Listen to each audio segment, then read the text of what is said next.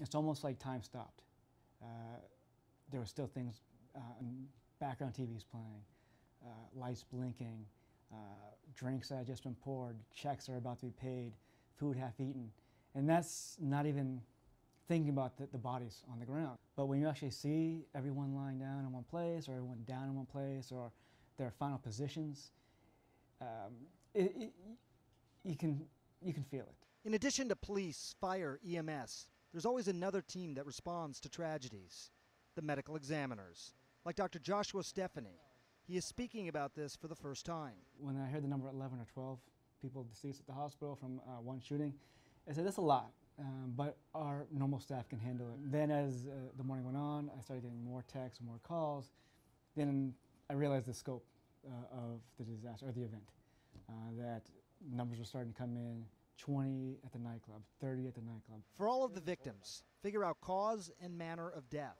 That's his job. Surprisingly, the answers aren't always obvious. So law enforcement can recreate what happened. So we need to get the projectiles. We need to tell them the injury pattern, entrances, exits, what they hit. You can't say for sure, full metal jacket, hollow tip, all one. Not from the fragments I recovered now. Dr. Stephany is still piecing together the fragments from this tragedy, but he made a point to tell me no one died from trampling or other causes. No secret that all the causes are going to be the same. I mean, we all know what happened there. By Monday, he wanted all the victims identified. A lot of people had identification on them. So we'll take that ID and look at it, compare it, and if we can make a positive ID off that, we'll use that. If we need other information, if the wait till the person's cleaned up a little bit and recompare, that's one thing. We can do what's called quick prints. We can take a thumbprint hooked up to a laptop computer, run their print and see what their photos come up as and see if that can compare. We can get that family information, personal effects, tattoos. By Tuesday, he wanted all the autopsies completed. I wanted to complete our process as soon as we could and as efficient as we could so we could get those victims back with their loved ones.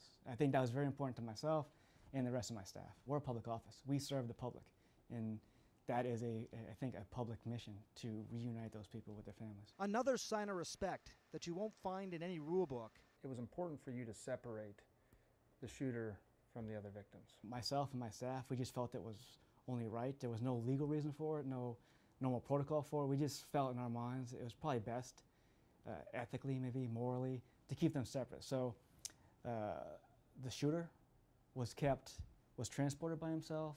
He was kept in that other building by himself. I autopsied him by myself alone in that building, away from the victims, out of respect for the victims and their families. As of tonight, no one has claimed the shooter's body. You mentioned earlier that families can call you, they can talk to you, you make yourself available to them. I'm just wondering, what do you say to them? And the most common question is, did my loved one suffer?